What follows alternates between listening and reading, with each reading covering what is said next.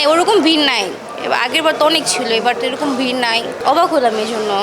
অনেক এক্সপ্রেশন নিয়ে আসছি, অনেক আবেগ নিয়ে আসছি, প্রত্যেক বছর আসি। তো এই বছর তো অবাক হলাম, এত কম ভিড়। আগের বার তো ঢুকতেই পারি নাই, ওখান থেকে ব্যাগ যাওয়া লাগছে বারবার।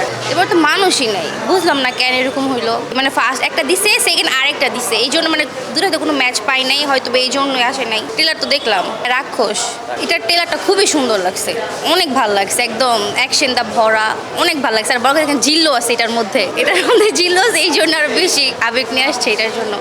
ট্রেলার দেখে তো মানুষ করে যে এটা হয়তো এই কারণে ভালো হবে বা এই কারণে খারাপ হবে। আগে থেকে মুভি দেখবে না, আগে তো ট্রেলার দেখবে, তারপর বুঝবে, তারপর আসবে। খারাপ লাগতেছে কেন জানি সাকিব খানের জন্য, কারণ ওর প্রত্যেকবার তো খুবই ভিড় থাকে ওর মুভি দেখার জন্য। এবছর তো তেমন ভিড়ই নাই, কেন এটা বুঝতেছি না। হাজব্যান্ডকে নিয়ে সিনেমা হলে সিনেমা দেখতে এসেছেন সাকিব খানের।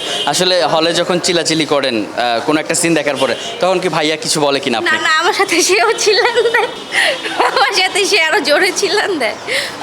ভাইয়াও কি আসলে সাকিব খানের ফ্যান কিনা? নামই তো সাকিব খান, ওর নামই তো সাকিব খান।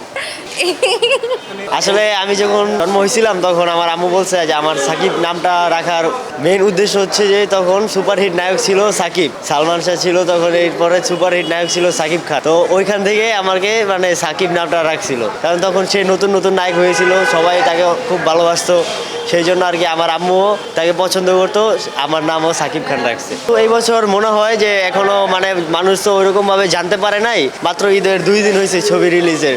অবশ্যই তার ছবি দেখার জন্য অনেক লোক ভিড় হবে, সেটা একটু সময়ের প্রয়োজন। ইনশাল্লাহ আমরা দেখতে পারবো, কালকের ভিতরে দেখবেন যে আপনারা এই হলে কোনো সিট জায়গা পাবেন না ছবি দেখার জন্য।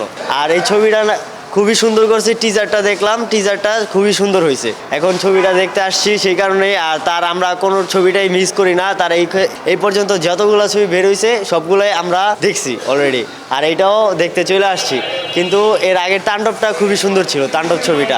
ইনশাল্লাহ এবারও আশা করা যায় এই ছবিটাও খুব সুন্দর হবে, কারণ সে তো হচ্ছে বাংলাদেশের top superstar Shakib Khan, mega star, তার সাথে তো কোনো স্টারের তুলনা হয় না।